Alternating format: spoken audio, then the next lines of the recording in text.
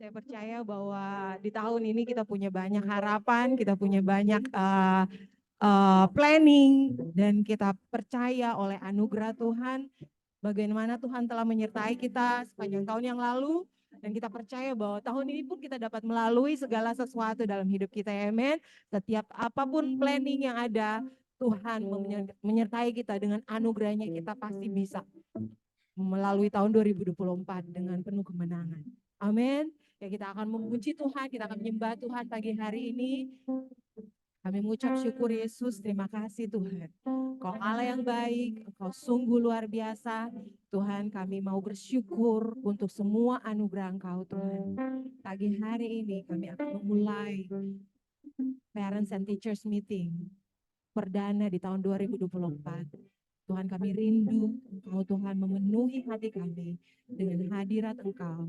Bahkan Engkau berbicara dalam setiap hati kami sebagai orang tua Tuhan. Untuk melihat kembali rencanamu, panggilanmu Tuhan. Dalam hidup kami sebagai orang tua. Untuk melihat anak-anak kami Tuhan. Dapat memenuhi panggilan mereka di dalam Engkau. Terima kasih Bapak, terima kasih Tuhan. Kami percaya anugerah-Mu cukup dalam hidup kami. Karena Engkaulah Allah yang memiliki anugerah yang luar biasa di dalam Yesus Kristus. Thank you Jesus. Thank you. Mari kita nyanyikan pujian ini bersama-sama. Amazing grace, how sweet the sound that saved a wretch like me. I once was lost, but now I'm found. Was blind, but now I see. Just praise. 'Twas grace that taught my heart to fear, and grace my fear. How precious is the grace appear. The hour I first believed. My chains are gone. My chains are gone.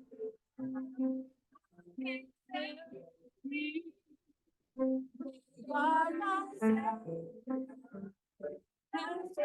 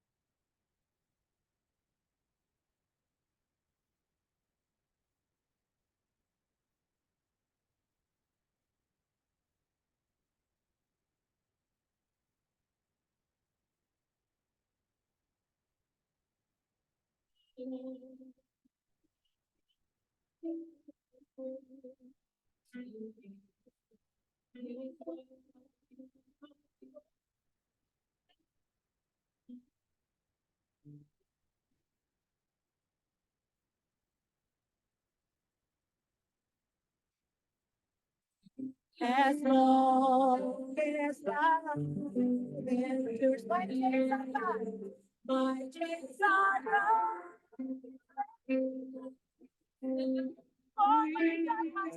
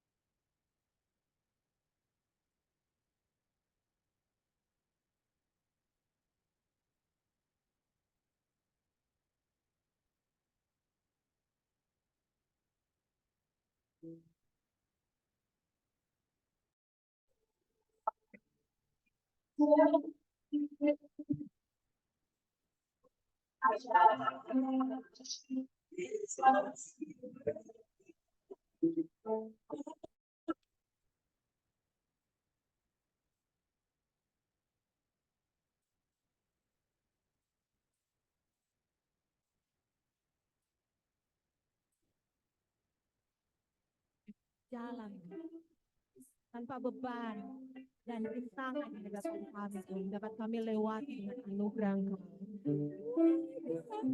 Kami mau percaya anugerah-Mu cukup bagi kami untuk kami melakukan tugas kami.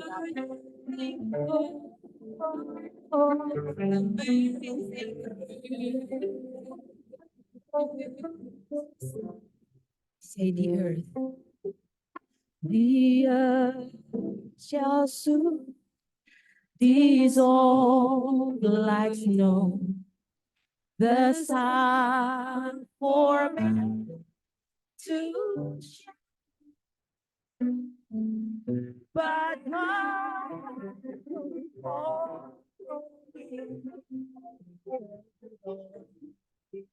will be forever. Mine will be forever. Will be forever mine. Jesus, you are forever. You are forever mine. Thank you, Lord. Thank you, Lord. Thank you, Jesus. Yes, Lord. Ya, Tuhan. Memiliki Engkau cukup dalam hidup kami. Memiliki Yesus itu cukup dalam hidup kami, Tuhan. Memiliki Engkau berarti kami memiliki segalanya, Tuhan. Terima kasih, Yesus. Terima kasih buat kesempatan pagi hari ini. Kami mau belajar, Tuhan.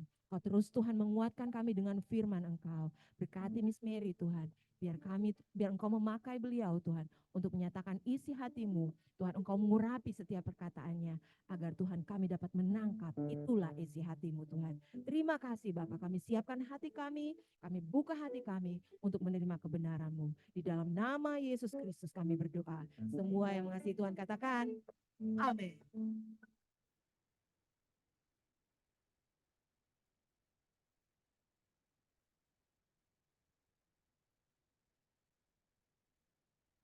Oke, baik. Selamat pagi para orang tua murid, khususnya yang di program kindergarten.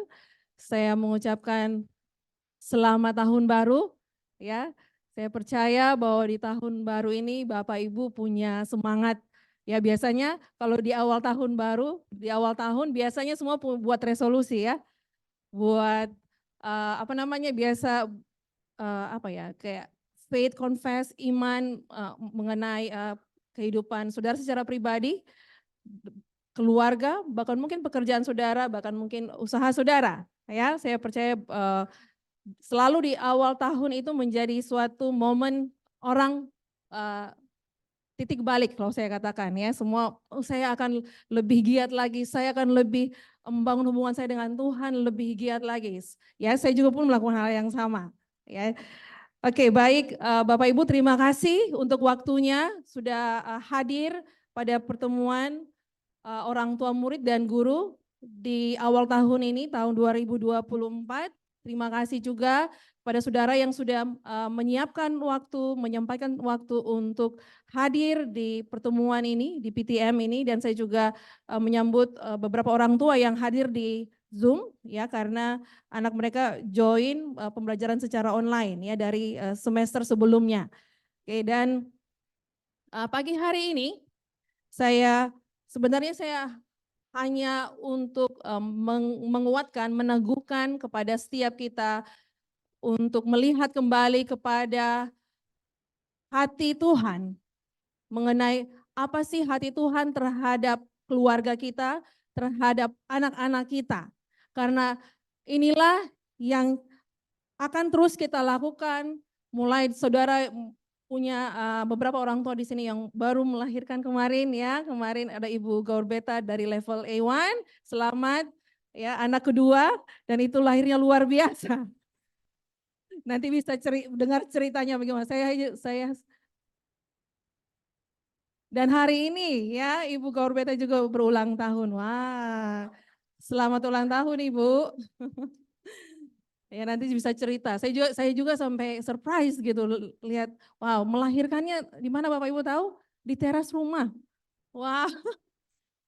Dan saya diperlihatkan video, saya bilang, wow, luar biasa. Ya. Itu betul-betul saya dengar ceritanya, kesaksian mereka. Wah, Tuhan itu luar biasa ya dalam kehidupan setiap anak-anaknya, ya. Dan hari ini kita akan belajar bersama-sama dari 1 Samuel 2 ayat 12 sampai 17. Saya punya teksnya di sini, kita bisa baca bersama-sama Bapak Ibu. 1 Samuel 2 ayat 12 sampai ayatnya yang ke-17. Ya, ini kisah mengenai anak-anak dari Imam Eli. Berapa Bapak Ibu pernah dengar ceritanya atau pernah samar-samar pernah mendengarnya? Ya, jadi hari ini kita akan belajar dari kisah bagaimana Imam Eli dan anak-anaknya. 1 Samuel 2 pasal 2 ayat 12 sampai ayatnya yang ke-17. Saya menggunakan versi BIMK bahasa Indonesia masa kini ya, jadi bisa menolong kita untuk bisa mengerti. Mari kita baca bersama-sama. 1 Samuel 2 pasal 2 ayat 12 sampai 17. Oh iya, maaf. Saya settingannya on-nya ke atas, ternyata ke bawah. Oke. Thank you. Oke, kita baca bersama-sama. 1, 2, 3. Anak-anak Eli jahat sekali. Mereka tidak mengindahkan Tuhan, dan sebagai imam mereka bertindak sewenang-wenang terhadap bangsa Israel. Jika misalnya ada orang yang mempersembahkan kurban, pembantu imam datang membawa garpu bergigi 3, sementara daging itu direbus. Garpu itu ditusukkan ke dalam panci tempat daging itu dimasak, lalu apa saja yang ditarik keluar dengan garpu itu menjadi milik imam. Semua orang Israel yang datang ke Silo untuk mempersembahkan kurban diperlakukan seperti itu. Bahkan kadang-kadang pembantu itu datang sebelum lemaknya dipisahkan untuk dibakar. Lalu ia berkata kepada orang yang mempersembahkan kurban itu, berikanlah daging yang masih mentah itu kepada imam supaya dipanggangnya. Ia tidak mau menerima daging rebus. Ayat yang 16, jika orang itu menjawab, sebaiknya kita mentaati peraturan dan membakar lemak itu dahulu. Setelah itu boleh kau ambil sesukamu. Maka pembantu itu berkata, tidak, sekarang juga harus kau berikan. Jika tidak, akan kuambil dengan paksa. Ayat yang ke-17, demikianlah kedua anak Eli itu berdosa besar di mata Tuhan, karena mereka meremehkan persembahan kurban untuk Tuhan. Amin. Sedemikian jauh pembacaan kita. 1 Samuel 2 ayat 12 sampai ke-17. Saya memberi judul dari firman Tuhan yang kita akan lihat bersama-sama adalah the most important, yang terpenting. Dari pembacaan yang sudah kita baca tadi, saya coba menyimpulkan mengenai seperti apa ya sikap attitude dari anak-anak Imam Eli. Ya, kita bisa melihat. Pertama, dikatakan tadi firman Tuhan katakan bahwa mereka jahat sekali. Ya, saudara bayangkan seorang imam memiliki anak yang juga imam. Ya, tapi dikatakan ayat 12 dikatakan di situ mereka jahat sekali. Kemudian setelah kita baca bagaimana tingkah laku mereka setiap kali orang Israel datang hendak mempersembahkan korban yang membawa daging, yang mereka lakukan adalah mereka suruh ya pembantu imam untuk datang ambil daging itu sementara di proses untuk dipersembahkan. Jadi apa saja yang membawa garpu ya bergigi 3 ya ibarat seperti mungkin kalau ibu-ibu mau masak di rumah ya, terus tiba-tiba datang lapar terus apa yang didapat itu yang masuk di mulut. Nah, kira-kira seperti itu. Ya, jadi apa yang mereka didapat ya dengan garpu itu itulah yang mereka ambil dan mereka makan. Ya. Kemudian pada pembacaan tadi kita melihat bahwa bagaimana anak-anak Imam Eli ini tidak ada rasa hormat, bahkan tidak ada takut akan Allah dalam diri mereka. Ya. Kemudian kalau Bapak Ibu baca, nanti kita akan lihat. Mereka adalah anak-anak yang tidak mau menerima nasihat dari orang tuanya. Kemudian kita baca tadi bahwa mereka suka memaksa. Bahkan di ayat yang terakhir 17 bahwa mereka berdosa besar di mata Tuhan. Dan yang terakhir ya, mereka tidak menghormati orang tua. Kemudian mari kita lihat bagaimana respon Imam Eli mengetahui anak-anaknya seperti ini. Ya, kita baca bersama-sama di 1 Samuel 2 ayat yang 22 sampai ayatnya yang ke-25. Ya, kita baca bersama-sama. 1, 2, 3. Eli sudah sangat tua. Ia terus-menerus mendengar pengaduan mengenai kelakuan anak-anaknya terhadap orang Israel. Eli tahu juga bahwa anak-anaknya itu tidur dengan wanita-wanita yang bertugas di depan pintu kemah kehadiran Tuhan. Sebab itu berkatalah ia kepada anak-anaknya, aku telah menerima laporan dari seluruh umat mengenai tingkah lakumu yang jahat. Mengapa kamu lakukan itu? Kemudian ayat yang ke-24. Jangan berbuat begitu lagi anakku. Sungguh jelek sekali apa yang dibicarakan umat Tuhan tentang kamu. Kemudian ayat yang ke-25. Jika orang bersalah terhadap manusia, Allah dapat membelanya. Tetapi jika orang berdosa kepada Tuhan, siapakah dapat menolongnya? Tetapi mereka tidak memperdulikan nasihat Eli, ayah mereka, sebab Tuhan telah memutuskan untuk membunuh mereka. Ya, jadi kita bisa melihat bagaimana respon daripada Imam Eli. Ya, dikatakan di ayatnya yang ke-22 dikatakan bahwa Imam Eli sudah terus-menerus mendengar mengenai laporan anaknya.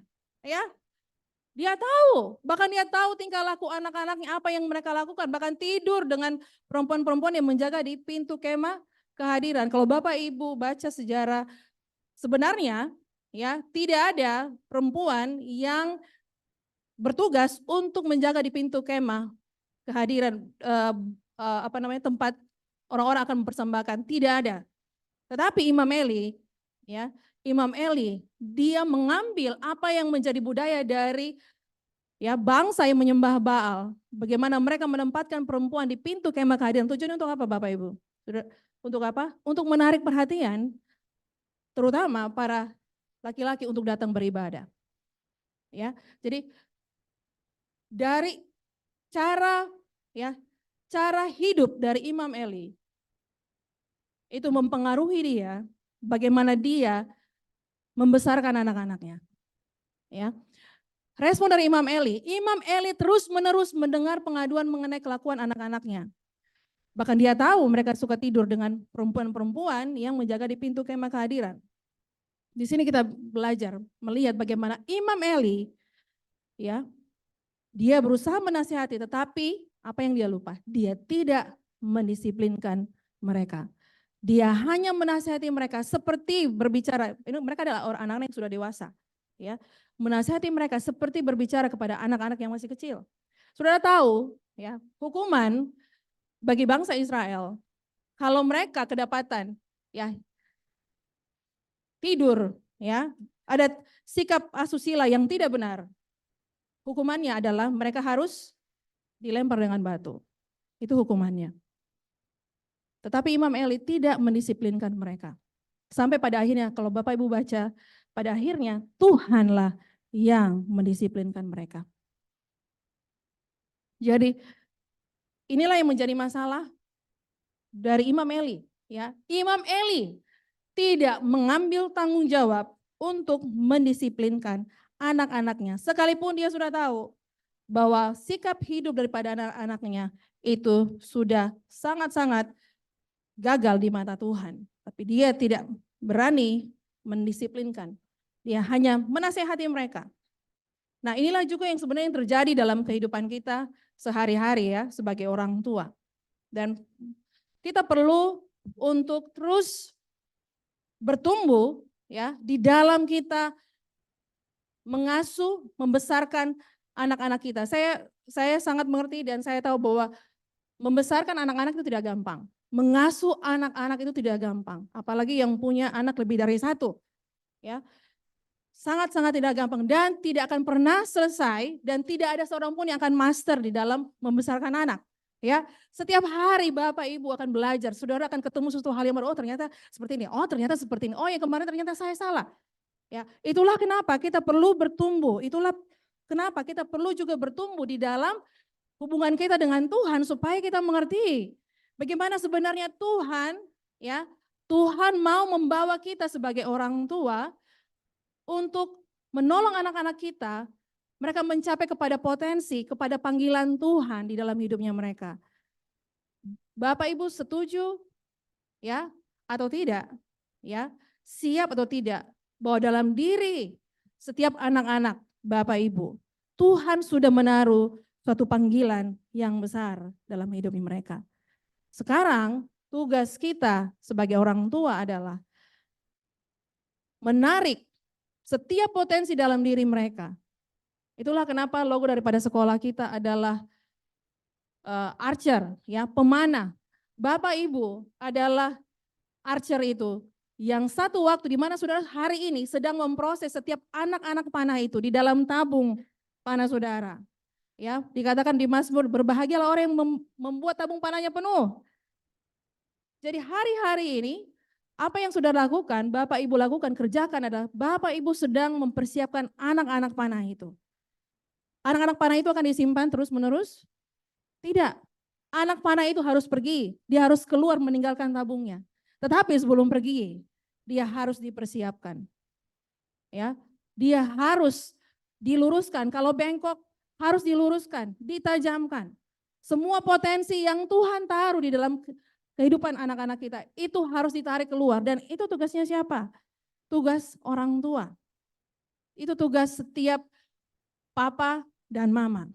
Ya, saya belajar dari salah satu psikolog, dia psikolog anak dan keluarga, ya, namanya Charlotte Priyatna. Mungkin ada yang pernah dengar, ya, Charlotte Priyatna. Dia katakan seperti ini, bahwa waktu sebuah keluarga diberikan anak, jadi anak itu adalah berkat, ya.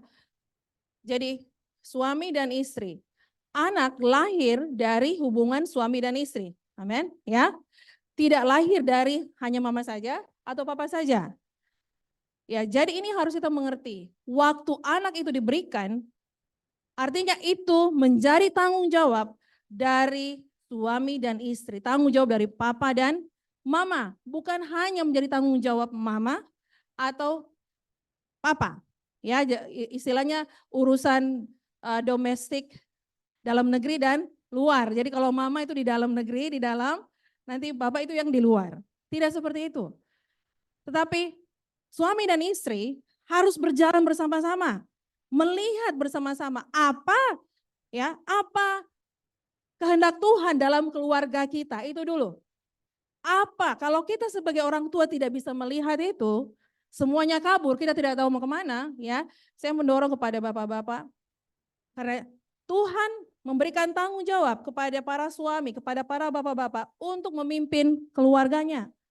Ya, urapan itu kepada suami untuk memimpin rumah tangganya. Oleh karena itu, bapak-bapak saya mendorong, bangunlah hidupmu di dalam Tuhan. Bagaimana cara kita mengenal Tuhan? Melalui firman-Nya. Setiap hari. Setiap hari. Supaya apa? Supaya kita bisa melihat kemana Tuhan mau bawa kita. Waktu Tuhan berbicara, kita tidak bisa tahu, kita tidak bisa mendengar di mana ya. Saya mau tahu bahwa ini datang dari Tuhan atau tidak. Oleh karena itu, bangunlah kehidupan kita setiap hari di dalam firman Tuhan. Saya mendorong kepada para suami-suami, kepada para bapak-bapak, bangunlah hidupmu di atas dasar yang benar, di atas dasar firman Tuhan. Karena inilah ya, inilah yang menjadi dikatakan di Mazmur bahwa dikatakan bahwa firman Tuhan itu seperti pelita bagi kakiku. Dikatakan pelita bukan lampu yang terang benderang, tetapi pelita itu hanya menerangi setiap jengkal di mana kita melangkah. Jadi step by step. Jadi bayangkan kalau kita tidak mencari Tuhan, kita akan bingung bagaimana kita memutuskan, bagaimana kita membuat suatu pertimbangan di dalam hati kita kalau tidak ada penerangnya, kalau tidak ada pelita yang menuntun kita. Ya, dalam segala hal, bukan hanya masalah rohani. Ya, firman Tuhan hanya bukan berbicara ketika kita dalam gereja, no, atau kita aktif dalam pelayanan, no. Every area in your life. Ya, saya sering katakan kepada guru-guru juga, waktu kita bagaimana kita bisa mengajar? Apa yang menjadi tools yang terbaik dalam kita mengajar anak-anak kita? Materi iya, tetapi apa yang paling terpenting? Firman Tuhan yang setiap hari yang harus mengubahkan kita. Injil itu harus mengubahkan hidup kita setiap hari supaya kita tahu bagaimana kita mengajar anak-anak kita. Supaya kita tahu apa yang harus kita katakan kepada mereka waktu mereka down. Bagaimana kita bisa encourage mereka untuk mereka melihat dan percaya bahwa mereka bisa melakukan. Kenapa? Karena ada Kristus di dalam hidup mereka. Kalau tidak ada firman Tuhan, apa yang kita mau sampaikan? Apa yang kita mau katakan? Ya. Jadi penting kita terhubung dengan Tuhan terlebih dahulu. Ingat, bagaimana Imam Eli? Karena dia punya cara pikir yang salah. Dia membangun kehidupan pelayanannya dengan cara yang salah. Dia membangun hidupnya dengan cara yang keliru. Maksud hati untuk menarik orang-orang untuk datang kepada Tuhan, tetapi dengan cara yang salah. Dan pada akhirnya berpengaruh kepada gimana dia membesarkan anak-anaknya. Ya, ini yang selalu menjadi masalah. Jadi, parenting is a serious responsibility. Mengasuh membesarkan anak-anak adalah tanggung jawab yang serius. Katakan serius. Ya. Membesarkan anak-anak itu sesuatu yang serius. Jika kita mengacukan tanggung jawab ini, maka akan membawa kita kepada duka yang mendalam. Nah, di 1 Samuel 2 ayat 29 dikatakan, ini cerita di bagian bagaimana Tuhan menghukum, ya, karena Imam Eli tidak mau menghukum anak-anaknya, maka Tuhan yang turun tangan langsung. Ya, di sini dikatakan 1 Samuel 2 ayat 29. Ini datang melalui kepada satu imam yang datang kepada Imam Eli dan berbicara seperti ini. Jadi mengapa engkau masih serakah melihat kurban-kurban yang sesuai dengan perintahku dipersembahkan bangsaku kepadaku? Jadi Tuhan bilang sama Imam Eli, kenapa kamu serakah? Ambil semua korban-korban bakaran yang harus dipersembahkan kepadaku.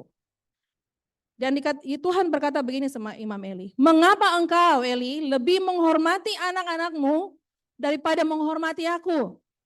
Ya, Tuhan berkata kepada Imam Eli, kenapa kamu lebih menghormati mereka? Kamu lebih takut kepada mereka daripada kepada aku.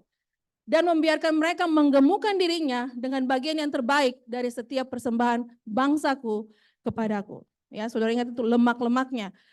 Kalau Bapak Ibu baca seterusnya, bagaimana Imam Eli, dia pun menjadi gemuk. Karena dia pun mengambil bagian dari apa yang diambil oleh anak-anaknya.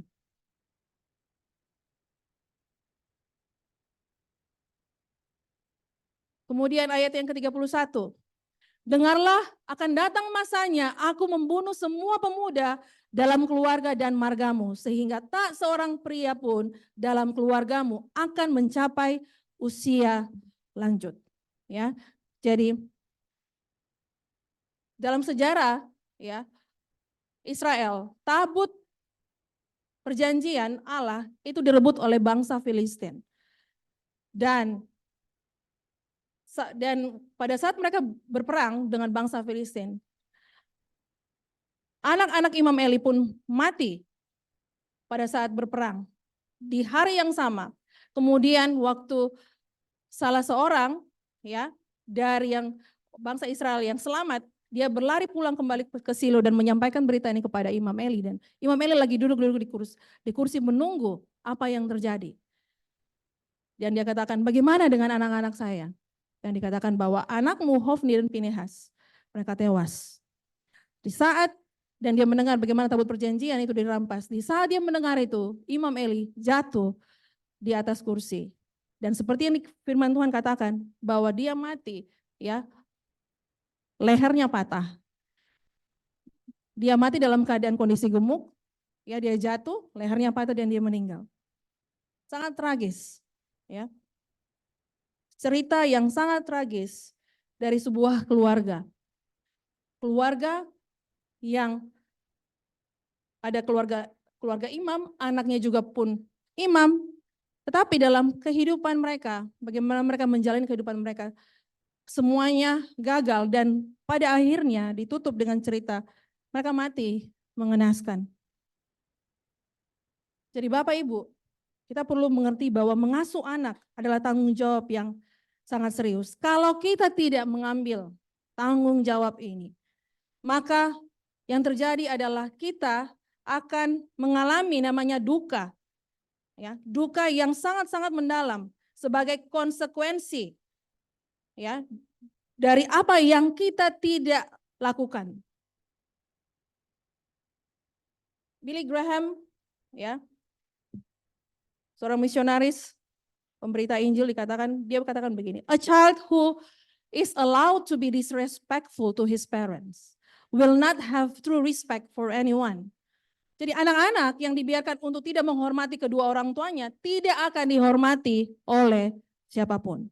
Jadi bayangkan kalau anak-anak kita tidak mengambil tanggung jawab ini, kita hanya neglecting the responsibility. Kita mengacukan tanggung jawab ini, masih kecil, belum apa-apa, mereka kok masih 3 tahun, mereka masih 4 tahun, mereka masih 5 tahun, tiba-tiba sudah 20 tahun, kita kaget, kamu sudah besar.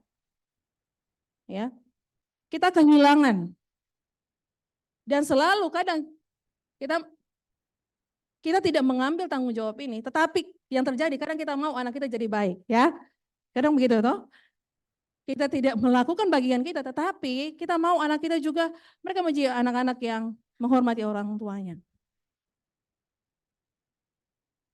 Penginjil besar ini mengingatkan kepada kita bahwa jika anak-anak itu kita biarkan untuk tidak menghormati orang tua, maka mereka pun tidak akan dihormati oleh siapapun.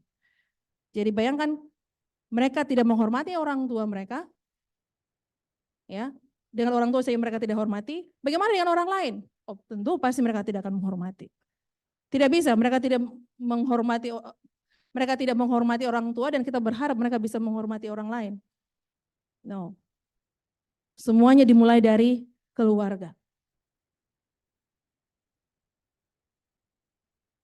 A failure to discipline children demonstrates a lack of love for them. Jadi kalau kita gagal untuk mendisiplinkan anak-anak kita, sebenarnya itu memperlihatkan bahwa sebenarnya kita tidak mengasihi mereka. Ya, kita menolak untuk mendisiplinkan mereka. Bahkan lebih parahnya, itu menunjukkan bagaimana sebenarnya kita tidak mengasihi Tuhan. Itu menceritakan bagaimana, menggambarkan bahwa betapa sebenarnya kita tidak mengasihi Tuhan.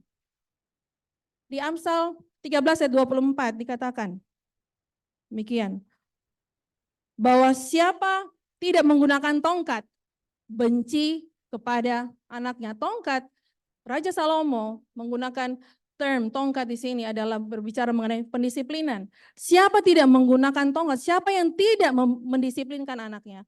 Benci kepada anaknya. Jadi sebenarnya waktu kita mengambil tanggung jawab, mengasuh, membesarkan, mendisiplinkan mereka, sebenarnya itu adalah bahasa kita untuk mengasihi mereka. Ya benar, waktu kita mendisiplinkan mereka, kadang hati kita tidak tega, ya sakit hati kita karena kita yang melahirkan, kita yang membesarkan. Tetapi waktu kita mau mengambil tanggung jawab untuk mendisiplin, kadang itu seperti kadang kita saya tidak mau lakukan, kasihan anak ini kalau saya disiplinkan, dia masih kecil. Tetapi Bapak Ibu harus melihat dan percaya bahwa mendisiplinkan anak itu adalah firman Tuhan. Ya. Tetapi siapa mengasihi anaknya, menghajar dia pada waktunya. Itulah kenapa di sekolah ini kami pun melakukan itu ya dalam kapasitas sekolah. Ya, kami selalu sampaikan bahwa kami tidak pernah memukul anak karena itu that's not our job, bukan untuk spanking mereka. Tapi apa yang kami lakukan adalah kami mendisiplinkan mereka, membawa mereka kepada pertobatan, bahwa mereka harus tahu bahwa ya saya salah. Gitu. Kadang kami minta mereka untuk harus face the wall, duduk di kursi tanpa melakukan apa-apa, diam saja sampai kamu bisa mengontrol dirimu. Karena mendisiplinkan itu penting. Kita tidak bisa hanya menasehati dan mengharapkan anak berubah. No, sometimes kadang kita perlu mendisiplinkan juga mereka. Dan itu apa yang dikatakan firman Tuhan. Jadi jangan pernah takut mendisiplinkan anak Bapak Ibu. Kemudian di Efesus 6 ayat 4. Kita lihat bersama-sama. Nah, ini juga ini bisa menjadi standar buat kita. Bagaimana sih saya harus mendisiplinkan anak saya? Dan kamu, ya, bapak-bapak, janganlah bangkitkan amarah di dalam hati anak-anakmu. Bahasa aslinya bangkitkan amarah, di situ dikatakan bahwa memanas-manasi. Ya, atau menggunakan kekuatan atau kuasa yang diberikan kepada kita dengan cara yang salah. Kadang waktu kita anak-anak kita tidak taat, kadang ya emosi kita sudah tidak terkontrol, ya. Kita sudah mendisiplinkan dengan membabi buta apa saja yang kita dapat di situ, sepatu, ikat pinggang, apa saja, itu yang kita pukul ke anak-anak. Ya. Tapi di sini firman Tuhan mengingatkan kita, jangan bangkitkan amarah di dalam hati anak-anakmu. Tetapi pertama yang harus dilakukan apa? Didiklah. Jadi pendisiplinan datang setelah kita mendidik mereka. Jadi kita tidak bisa mendisiplinkan mereka kalau kita tidak pernah ajar. Jangan pernah sama sekali, waktu misalnya contoh, kita tidak pernah ajar mereka bagaimana harus, kalau bertemu dengan orang baru, harus kasih tangan, salaman. Terus karena misalnya dia ketemu orang baru, terus dia enggak kasih tangannya, terus kita sudah marah. Sebentar kamu ya di rumah. Terus kita pukul dia. Padahal kita tidak pernah ajar dia sama sekali bagaimana harus bertemu dengan orang baru. Kasih tangannya. Ya, jadi ingat Bapak Ibu, pendisiplinan datang waktu kita sudah mulai mendidik, mengajar mereka.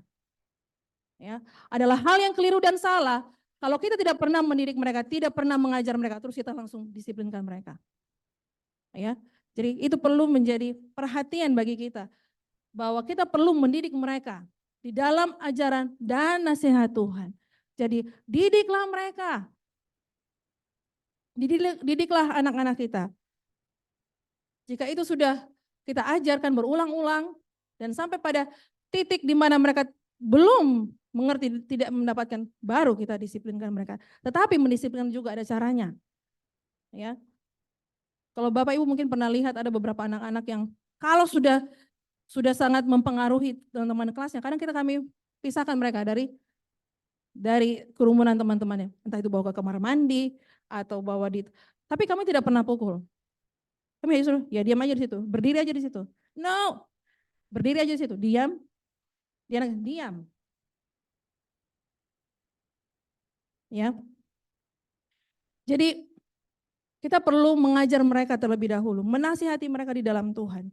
Kemudian ketika mereka lupa atau mereka belum terjadi, mungkin kita perlu mendisiplinkan mereka. Ya, jadi ingat kembali bahwa kita mendisiplinkan mereka karena kita mengasihi mereka. Amin. Ya. Di Amsal 22 ayatnya yang ke-6 dikatakan, didiklah orang muda menurut jalan yang patut baginya. Ya. Maka pada masa tuanya pun ia tidak akan menyimpang daripada jalan itu. Jadi kita perlu mendidik anak-anak kita ya menurut jalan yang patut. Apa jalan yang patut bagi dia? Menurut jalan di dalam jalannya Tuhan. Supaya pada masa tuanya nanti ketika dia nanti menikah, dia punya keluarga, dia tidak akan pernah menyimpang daripada jalan yang sudah pernah di mana orang tuanya membesarkan dia. Jadi ini harus kita mengerti bahwa ketika kita membesarkan anak-anak kita, sebenarnya goalnya, ya tujuannya adalah sebenarnya kita membawa mereka kepada kebenaran yang sejati itu. Siapa? Yesus. Saya percaya Bapak Ibu berusaha semaksimal mungkin, bahkan 24 hours, ya. 7 days, saudara berusaha menjaga anak-anak saudara, melindungi mereka, ya. Bahkan mengusahakan segala sesuatu yang terbaik buat anak-anak saudara. Tetapi saudara harus mengerti ini, bahwa saudara tidak punya kuasa atas kehidupan anak-anak saudara. Ya. Semaksimal saudara berusaha, bahkan saudara memberikan yang terbaik. Tetapi ini harus kita mengerti dan kita pahami, kita tidak akan pernah, ya kita tidak punya kuasa atas kehidupan anak-anak kita. Siapa yang punya kuasa? Tuhan sendiri yang menciptakan dia. Ya. Pada waktu mereka meninggalkan Bapak Ibu, entah mereka akan melanjutkan sekolah di tempat lain, mereka nanti akan berkeluarga, saudara tidak akan pernah takut. Kenapa? Karena Bapak Ibu sudah melakukan bagian sebagai orang tua, mengasuh dan membesarkan mereka, mendidik mereka di dalam jalan yang patut bagi mereka, di dalam jalan Tuhan. Sehingga kemanapun mereka pergi, karena kebenaran itu sudah ada di sini. Dan mereka pun akan melakukan itu. Mereka akan hidup di dalam kebenaran itu. Mereka tidak akan pernah meninggalkan jalan kebenaran itu.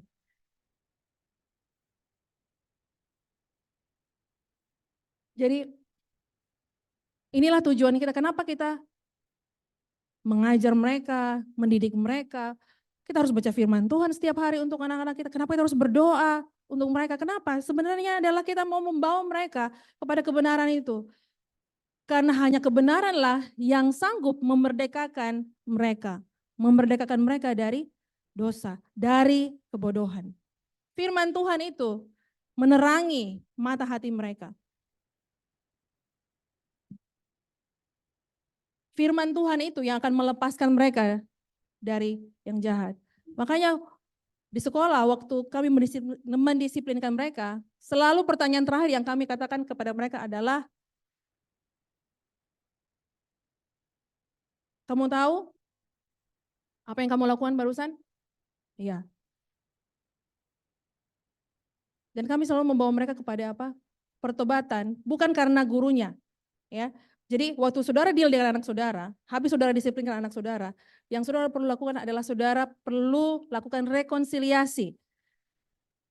Jadi rasa bersalah mereka bukan karena kepada orang tua, tetapi rasa bersalahnya harus tegak lurus kepada Tuhan. Makanya selalu kami bertanya, is that God's will, itulah kehendak Tuhan? Dan mereka akan jawab, bukan. Kenapa? Karena mereka tahu kehendak Tuhan yang benar apa. Jadi waktu kita membawa mereka, menolong mereka, melihat apa sih yang salah, selalu kita bawa mereka kepada Tuhan, bukan kepada, oh karena Miss Mary bilang begini, tadi Miss Mary bilang apa? No kan? Tapi kamu bikin apa? Tapi kita membawa mereka melihat bahwa waktu mereka tidak mentaati otoritas mereka, sebenarnya apa yang terjadi? Mereka sementara disobey kepada Tuhan. Jadi rasa bersalahnya bukan kepada kita, pada orang tua, kepada guru, tetapi kepada Tuhan. Dan itulah yang harus terjadi, rasa takut harus ada di dalam hati mereka. Jadi supaya ketika kemanapun mereka pergi, ya ada rasa hormat dan takut kepada Tuhan. Apapun, ketika mereka nanti bekerja, berusaha, mereka menjadi pemimpin. Saya percaya ketika ada rasa takut akan Tuhan, dalam segala hal mereka akan mengawasi setiap langkah mereka. Dalam segala hal, apapun yang mereka katakan, mereka akan selalu mengingat ada takut akan Tuhan. Ya. Jadi nilai, ya, apa yang menjadi goal, menjadi nilai dan kita melihat bahwa anak-anak kita berhasil. Bukan nilai raport, bukan nilai karena mereka bisa social skills-nya, mereka bisa reading, mereka itu that's good. Mereka bisa I excellent, semuanya itu that's good. Ya, in academic mereka bisa. Tetapi jangan pernah lupa, kita bukan hanya membesarkan anak-anak kita dengan mendidik pikiran mereka, tapi kita lupa mengisi hati mereka. Ya, banyak orang pintar di luar sana. Banyak. Tetapi hati mereka kosong. Tidak ada takut akan Tuhan di sini. Itulah kenapa begitu banyak ya kegagalan yang terjadi di dalam pemerintahan, di dalam segala hal. Tetapi ketika kita membesarkan anak-anak kita perlu membawa mereka kepada kebenaran itu. Supaya apa? Supaya mereka mengerti, supaya ada mereka motivasi hati mereka itu menjadi benar.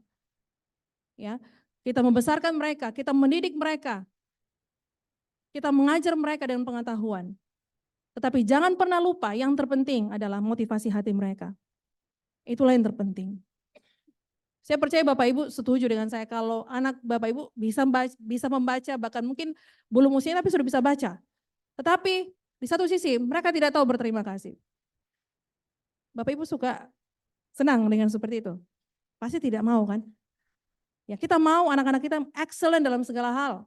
Karena itulah sebenarnya yang Tuhan sudah tetapkan dalam hidup mereka. Mereka unggul di dalam sikap hati mereka, di dalam pikiran mereka, semuanya. Saya percaya setiap kita berharap punya iman bahwa anak-anak kita bertumbuh dengan benar di dalam sikap hati mereka, bahkan di dalam pikiran mereka. Sangat miris ya. Di cerita daripada Imam Eli ini, kalau Bapak Ibu ingat Samuel, ya, sebenarnya di dalam cerita ini ada kisah juga mengenai Samuel, bagaimana Hana, ya, dia berdoa kepada Tuhan meminta anak dan Tuhan mengabulkan. Dan sebagai nasarnya, dia memberikan anak ini kepada Tuhan dengan melayani di Silo, di bait Allah di mana Imam Eli melayani. Dan dikatakan di situ bahwa Samuel ya dibesarkan, dia melayani di bawah pengawasan Imam Eli. Dan dikatakan di situ bahwa bagaimana Samuel dia semakin bertambah besar dan semakin dikasihi oleh orang-orang Israel dan Tuhan. Tapi di sisi lain, anak-anak Imam Eli, ya mereka semakin jahat. Imam Eli berhasil di dalam melatih dan mendidik Samuel menjadi imam, menjadi nabi yang besar bagi bangsa Israel. Namun dia gagal di dalam mendidik anak-anaknya. Sangat-sangat miris dan sangat menyedihkan.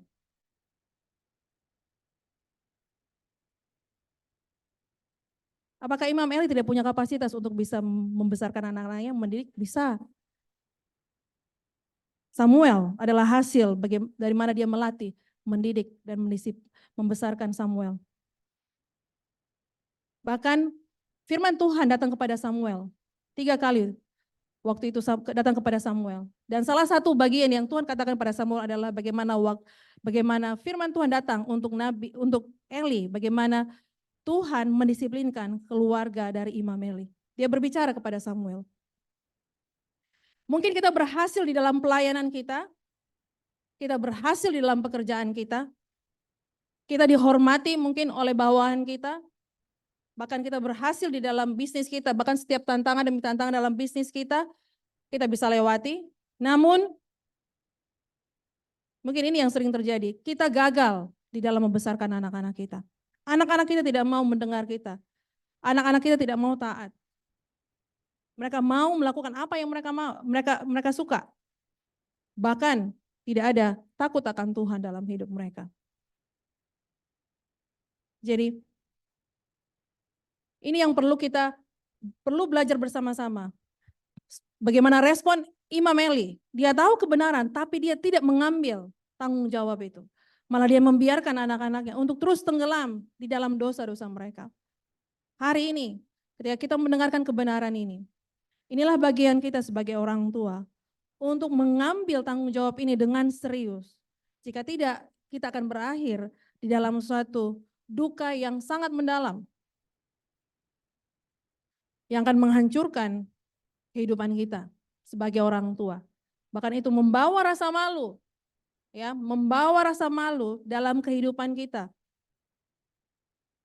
Di dalam Amsal 29 ayat 17 dikatakan, didiklah anakmu, maka ia akan memberikan ketentraman kepadamu dan mendatangkan sukacita kepadamu. Jadi Bapak Ibu, kalau kita mau mengalami ketentraman dalam hidup kita mau memperoleh sukacita dalam hidup kita, salah satunya adalah bagian yang perlu kita lakukan adalah kita harus mendidik anak-anak kita. Ya. Mendidik anak-anak bukan sesuatu yang bisa kita tunda. Oh, mereka masih kecil. Belum. Nanti kalau sudah remaja baru saya mau mendidik anak-anak saya. Tidak bisa. Ya. Sudah terlambat. Apalagi di hari-hari seperti ini bahwa anak-anak kita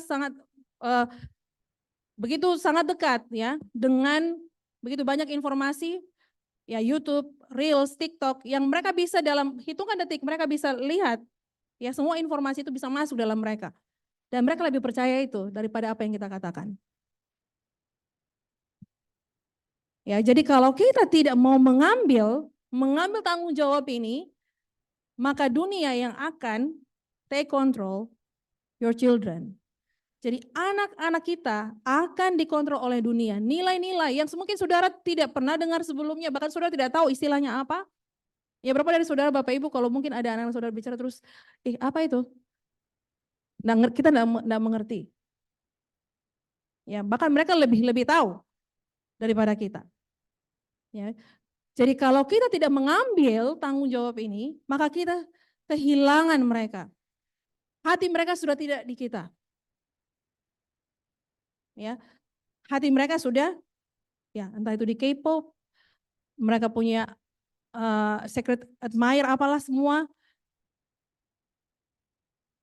Karena kita tidak mengambil tanggung jawab itu, karena kita tidak mengambil apa yang harus sebenarnya kita ambil dan kita lakukan. Kita kehilangan mereka. Anak-anak kita tidak akan selama-lamanya tinggal dengan kita. Atau Bapak Ibu mau anaknya lahir, terus mereka bertumbuh jadi anak-anak, remaja, pra-remaja, remaja, terus jadi dewasa, kuliah, terus bekerja, menikah, terus tinggal lagi dengan orang tuanya. Mau? Pasti tidak mau kan? Bapak Ibu pasti punya pengharapan yang besar buat mereka, untuk mereka mandiri. Nah, bagaimana mereka sampai ke titik itu? Bagaimana? Adalah ketika waktu hari ini kita mengambil tanggung jawab itu untuk membesarkan mereka. Ada beberapa langkah praktis yang mungkin kita bisa lakukan di rumah. Ya, ini sederhana sekali. Dari apa yang sudah saya bagikan. Yang pertama, ya, kalau tadi saya ulang-ulang bagaimana kita membangun hubungan dengan Tuhan setiap hari. Nah, yang pertama adalah marilah kita membangun hubungan pribadi dengan Tuhan setiap hari. Dengan cara apa? Baca Alkitab saudara setiap hari dan berdoa. Ya, itu dulu tuh paling terpenting. Gadget kita saya percaya setiap kita pasti punya ada apps, Bible apps di dalam ya. YouVersion itu banyak sekali. Kalau Bapak Ibu bisa download itu sangat bagus. Bahkan itu ada pembacaan Alkitab selama setahun. Ya, itu sangat baik menolong kita untuk bertumbuh di dalam iman kita. Jadi pertama adalah bangun hubungan kita dengan Tuhan setiap hari, baca Alkitab. Sepertinya kayaknya itu terlalu apa ya? Terlalu old school. Ya, tidak ada yang tidak mutakhir. Tetapi saudara, Bapak Ibu, inilah sebenarnya bahwa Injil itu harus mengubahkan kita terlebih dahulu. Roma 12 ayat 1 dan 2. Ya. Janganlah kamu menjadi serupa dengan dunia ini, tetapi berubahlah oleh pembaharuan budimu, metanoia, bagaimana caranya? Lewat firman Tuhan. Hanya firman Tuhan yang bisa ya memperbarui pikiran kita. Karena pikiran kita ini selalu waktu kita berdoa, ya, penuh dengan iman. Oh, saya percaya Tuhan. Tapi setelah keluar dari kamar doa kita atau kita ketemu dengan, aduh kayaknya apa yang tadi saya doakan tidak akan terjadi. Mulai berpikir, kenapa? Pertimbangan manusia. Nah, itulah kenapa kita butuh firman Tuhan. Untuk menguatkan kembali apa yang sudah kita baca tadi. Yang sudah kita doakan. Kemudian yang kedua, apa yang bisa kita lakukan? Adalah menuntun anak-anak untuk mengenal Tuhan. Ya, menuntun, bukan menuntut. Ya, mirip-mirip, tapi bukan menuntun, Saudara. Jadi menuntun anak-anak untuk mengenal Tuhan, bukan menuntut mereka untuk mengenal Tuhan. Kita tuntut mereka untuk kenal, oh kamu harus mengasihi Tuhan, tetapi kita tidak melakukan, tidak bisa. Anak-anak melihat kepada orang tuanya. Karena ketika mereka bangun pagi, mereka keluar dari kamarnya, yang pertama mereka lihat siapa? Orang tuanya. Orang tuanya bikin apa? Nah, itu juga yang dia akan lakukan. Menuntun anak-anak untuk mengenal Tuhan. Dengan cara apa? Ajak mereka untuk membaca Alkitab. Ya, sebelum Bapak Ibu tidur, ajaklah mereka untuk baca Alkitab. Kalau yang belum bisa baca bagaimana? Bacakan Alkitab itu bagi mereka. Ya. Dan lakukan hal ini dengan rutin. Ini mumpung masih tahun baru, masih di awal-awal, jadi masih boleh. Bukan masih boleh. Ini biasa kan kalau gaspol ini, jadi lagi semangat-semangatnya ya. Jadi bisa dilakukan di rumah. Ya, bangun hubungan saudara dengan Tuhan setiap hari, baca Alkitab saudara. Kemudian kedua, tuntun anak-anak kita. Jadi jangan cuma kita sendiri lakukan terus kita biarkan anak-anak kita. Ah, kamu belum mengerti, kamu tidak tahu apa ini. Jangan. Libatkan mereka. Itulah kenapa mereka di sekolah pun kami ajar mereka untuk menyembah Tuhan. Mereka mengerti dengan tidak mengerti, kita percaya bahwa Bapak Ibu harus tahu ini ya, ini kebenarannya. Roh Tuhan yang ada di dalam diri anak-anak dengan kita itu sama. Cuma fisik mereka memang masih kecil. Tetapi roh Allah yang ditaruh dalam hidup mereka, yang Tuhan kasih itu sama dengan kita. Ya. Jadi jangan lihat mereka masih kecil, tetapi itu sebenarnya ya waktu yang baik buat mereka untuk mengenal Tuhan. Hari-hari ini ya begitu banyak terjadi orang-orang tidak percaya Tuhan, ateis, ya mereka tidak percaya bahwa Tuhan itu ada. Ya jangan sampai waktu kita menolak memberitakan Tuhan, memberitakan Yesus dalam hidup mereka. Dan akhirnya ketika mereka besar dan kita pikir, ini waktu yang baik untuk ajar mereka. Waktu saudara bilang, Yesus adalah Tuhan. Terus dia bilang ini, hah? Siapa Yesus itu? Saya tidak kenal dia. Ya, konsep berpikir paradigma ateis itu banyak macam. Itu sudah mulai masuk ya di dalam kehidupan anak-anak muda hari-hari ini. Bahkan membuat mereka tidak menjadi percaya kepada Tuhan. Kenapa kita perlu mengajar mereka mengenai Tuhan semenjak mereka masih kecil? Karena kapasitas otak mereka waktu mereka masih kecil itu seperti spons. Jadi apa saja yang saudara kasih, dia akan langsung serap. Makanya tidak heran anak-anak ya di kindergarten, di MCS mereka bisa baca. Aduh terlalu sulit itu baca katanya sudah terlalu panjang. Dan mereka bisa, karena sudah seperti itu memang otaknya. Diciptakan Tuhan. Jadi apa saja yang dikasih, ya mereka akan serap, termasuk hal yang jahat. Ya. Oleh karena itu kenapa kita perlu membedakan ya sebagai orang tua. Kita juga perlu mengecek juga anak-anak yang mungkin juga yang sudah terbiasa dengan YouTube, sering nonton ya, mungkin karena daripada dia nangis kasih aja ini nonton. Nah, kita perlu juga mengecek apa yang mereka lihat, mereka tonton, dan kita perlu juga kasih batasan buat mereka. Tidak bisa ya sudah kasih aja daripada dia bikin ribut. Ya, jadi kita perlu menetapkan batasan-batasan di dalam hidup anak-anak kita. Waktu kita membesarkan mereka. Nah, yang kembali menuntun anak-anak untuk mengenal Tuhan. Kemudian yang ketiga, menceritakan kisah perjalanan iman saudara kepada anak-anak. Apa saja waktu saudara masih muda, ceritakan kepada mereka. Bagaimana Tuhan menolong saudara. Ya. Saya bersyukur kemarin waktu Desember saya pulang kembali ke kampung halaman saya ke Palu, ya. Saya sudah hampir sekitar 5 tahun saya tidak pulang, dan saya bersyukur kami kakak adik kami berempat, ya. Kemudian kami berkumpul, dan satu cerita yang kami ceritakan adalah waktu yang kami saling mengingatkan. Satu cerita yang kami ceritakan adalah waktu kami berkumpul adalah cerita waktu kami, waktu saya masih SMP. Jadi saya nomor anak pertama, terus adik saya yang kedua, kami berdua ini sudah SMP. Nah, adik saya nomor 3 dan 4 itu masih di SD. Nah, cerita ini adalah bagaimana waktu itu papa saya tugas keluar, ya, tugas keluar kota, dan di rumah itu cuma mama dan kami berempat. Jadi mau ke sekolah tidak ada mobil tapi tidak bisa dipakai karena mama tidak tahu membawa mobil. Sopir juga tidak ada. Jadi hari itu akhirnya dari malam yang kami bicarakan, tanya bagaimana kita mau ke sekolah besok ya.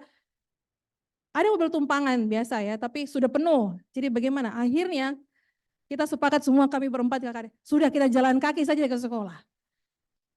Ya. Jadi kami bangun dengan semangat karena itu menjadi pengalaman baru buat kami untuk jalan kaki ke sekolah.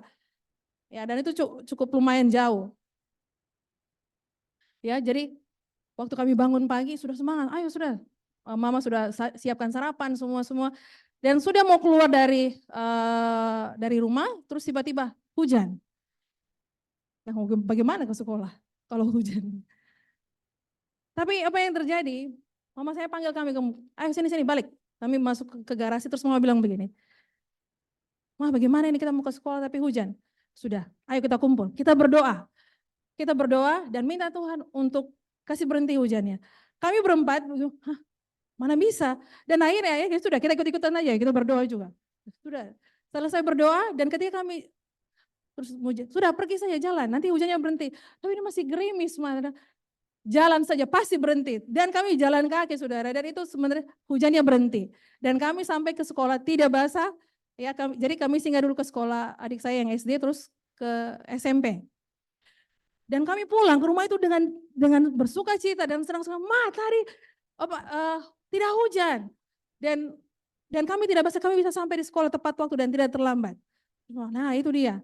Nah, saya lupa cerita itu, tapi kemarin adik saya kasih ingat, terus akhirnya kami melihat bersama-sama betapa Tuhan, ya, betul-betul mengasihi kami, ya, dan kebetulan kami berempat sudah menikah semua, sudah punya keluarga, dan itu yang menjadi cerita buat kami bahwa Tuhan memelihara.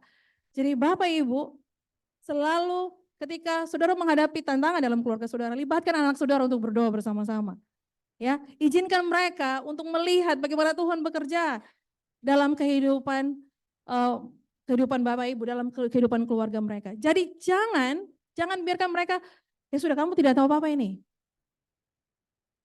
Panggil mereka, oke, mama, papa ini lagi seperti ini, kita berdoa ya, kita percaya pasti ada pertolongan Tuhan. Tidak apa-apa, libatkan mereka di dalam doa kita bersama-sama. Ya, bukan berarti karena doa mereka masih anak-anak ya, pasti Tuhan tidak akan dengar. Tidak, saudara. Ya, jadi libatkan mereka di dalam kehidupan saudara. Waktu saudara berdoa, saudara baca firman Tuhan, libatkan mereka. Amin. Ya. Dan saya tutup dengan ini dari satu quotes dari C.S. Lewis. Kalau Bapak Ibu tahu cerita The Chronicles Narnia, ya, ini penulisnya dan dibuat film, ya. Nah, di situ dikatakan bahwa children are not distraction from more important work. Ya, children are not a distraction from more important work. But they are the most important. Anak-anak bukanlah gangguan dari pekerjaan kita. Ya, itu kita harus mengerti bahwa anak-anak bukan gangguan dari pekerjaan kita. Ya, tetapi mereka lah yang terpenting. Kita merasa bahwa pekerjaan kita ini penting. Tapi kita harus mengerti bahwa mereka bukan gangguan dari pekerjaan kita yang penting, tapi mereka lah yang terpenting. Ya, saya percaya bahwa ketika saudara, Bapak Ibu membuka hati saudara dan mulai melihat kembali kepada kehendak Tuhan dalam keluarga saudara.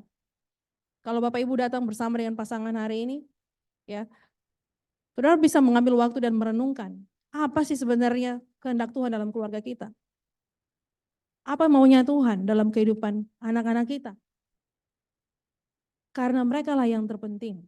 Ketika Tuhan memberikan anak-anak, mereka adalah berkat, mereka bukan gangguan. Dan satu waktu, ya, mereka akan pergi meninggalkan Bapak Ibu. Tapi waktu mereka pergi, Bapak Ibu akan sangat bersukacita melihat bagaimana anak-anak saudara menjadi berkat, mendatangkan sukacita, mendatangkan ketentraman di tempat mereka bekerja, di dalam keluarga mereka satu hari nanti. Dimanapun mereka pergi, mereka membawa perbedaan. Karena apa? Karena ada takut akan Tuhan yang dibangun semenjak mereka dari kecil, yang diambil oleh orang tuanya, tanggung jawab ini untuk membesarkan mereka. Amin. Ya, they are the most important. Mari kita berdoa. Bapa di surga, kami mengucap syukur kepada Engkau. Kami berterima kasih karena Engkau telah memberikan kepada kami anak-anak yang luar biasa. We thank you, Lord, for the great blessing that you given to us. Kau memberikan kami anak-anak. Bahkan kau menaruh satu tujuan yang besar dalam kehidupan mereka. Tuhan Yesus, kami mohon ampun jika hari-hari ini kami gagal untuk mengambil tanggung jawab kami sebagai orang tua, untuk membesarkan mereka di dalam takut akan Tuhan. Kami lupa mendidik mereka, kami lupa menasihati mereka, kami lupa mendisiplinkan mereka. Tapi hari ini ketika kebenaran-Mu datang, menerangi mata hati kami tahu bahwa inilah yang terpenting, bahwa tanggung jawab untuk mengasuh, membesarkan anak-anak kami adalah tanggung jawab yang serius dan yang terpenting.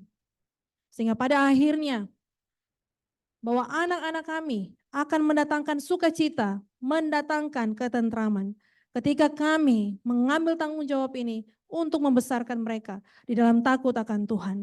Kami berdoa hari ini Tuhan, memberkati setiap anak-anak kami. Kalau kami lupa berdoa bagi mereka, kami lupa memberkati mereka setiap hari. Tuhan, kami berdoa hari ini, kami memberkati mereka, kami memberkati pertumbuhan mereka. Kami berdoa, kami minta ada roh yang takut akan Tuhan, roh yang mau taat, roh yang mau terbuka dan mau menerima setiap ajaran, roh yang mau diajar. Tuhan, kami berdoa memberkati setiap anak-anak kami, anak-anak perempuan maupun laki-laki. Kami berkati dan kami percaya Tuhan bahwa Engkau memberikan satu tujuan yang besar dalam kehidupan anak-anak kami. Terima kasih Tuhan, dan kami berkati kami juga sebagai orang tua yang menolong mereka untuk mereka terus bertumbuh, untuk mereka menjadi suatu anak panah yang satu waktu akan dilesatkan.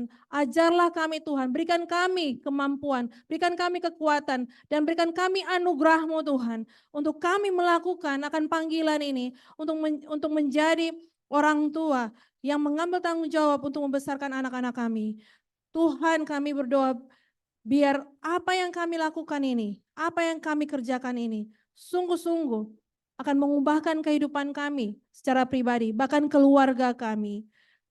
Kami meminta berdoa biar firman-Mu Tuhan yang akan terus menuntun setiap perjalanan kami. Terima kasih Tuhan, aku berdoa diberkati Tuhan, setiap keluarga, diberkati suami dan istri, diberkati hubungan mereka Tuhan. Aku berdoa biar ada damai sejahtera, ada kasih mesra yang tinggal di dalam hubungan, dalam suami dan istri Tuhan, dalam kehidupan keluarga di tempat ini. Terima kasih Bapak, terima kasih. Kami mengucap syukur, di dalam nama Yesus Kristus kami berdoa. Semua yang percaya katakan, amin, amin. Oke, terima kasih Bapak Ibu. Dan ya, kita akan mendengarkan pengumuman dari Miss Tini. Oke, terima kasih Miss Mary. Good job Miss Mary. Alright, saya percaya kita semuanya disegarkan kembali ya. Sebenarnya kebenaran ini kita sudah tahu ya, saya percaya kita sudah pernah dengar sebelumnya. Tapi saya pun sendiri merasa di-refresh kembali. Sebagai orang tua ya, ada hal-hal yang kita lupa sebenarnya. Ya seperti itulah ya. Jadi ini sangat memberkati, thank you so much Miss Mary.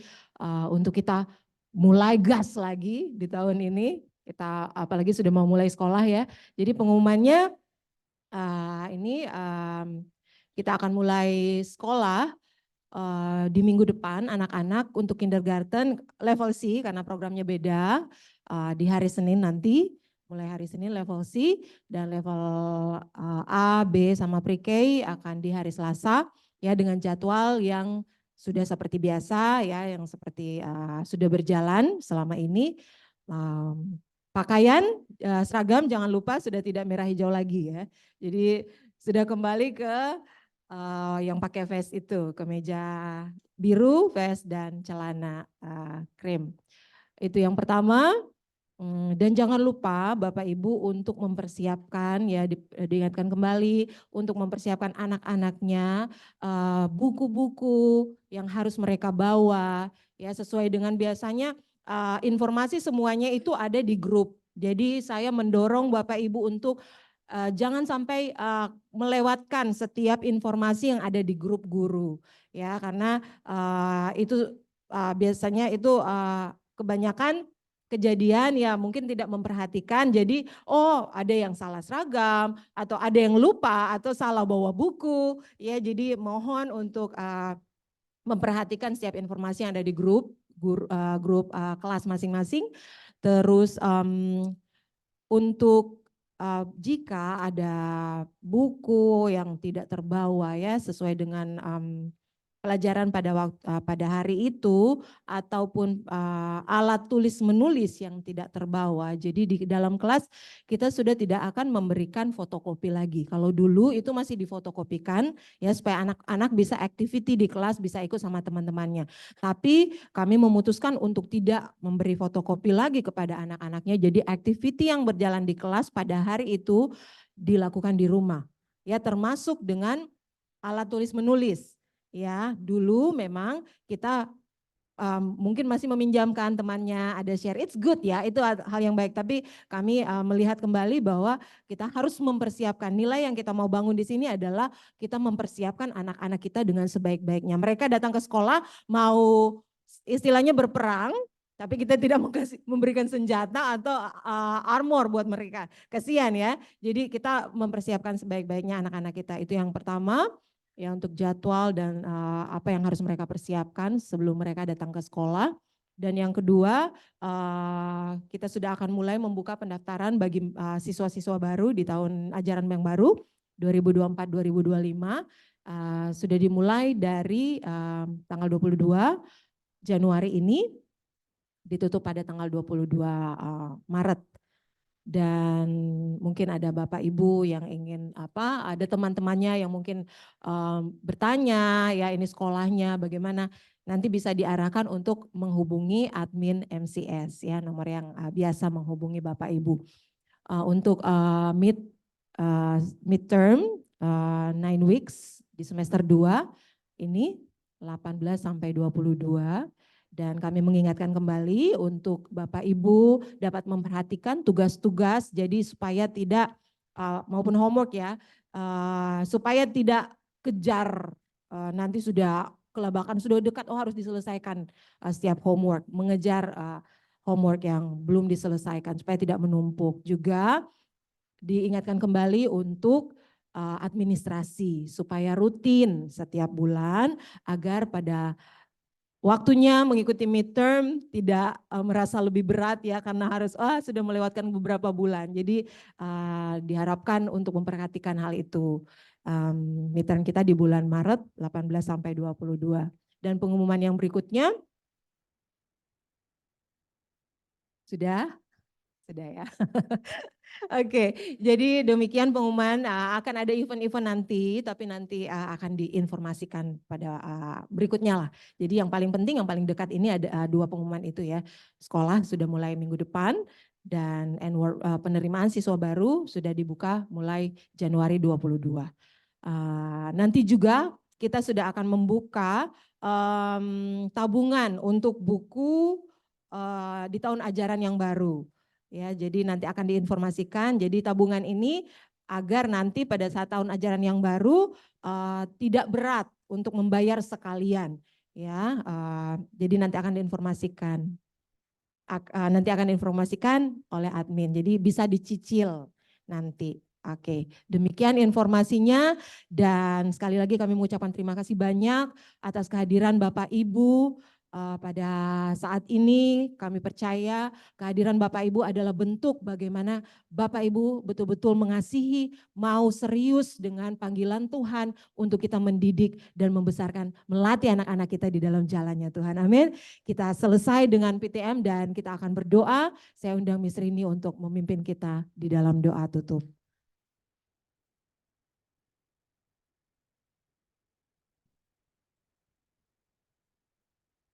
Baik Bapak Ibu, sebelum kita berpisah, mari kita satu dalam doa. Ya Tuhan Allah Bapa kami dalam surga, kami bersyukur Tuhan buat kesempatan di siang hari ini Tuhan.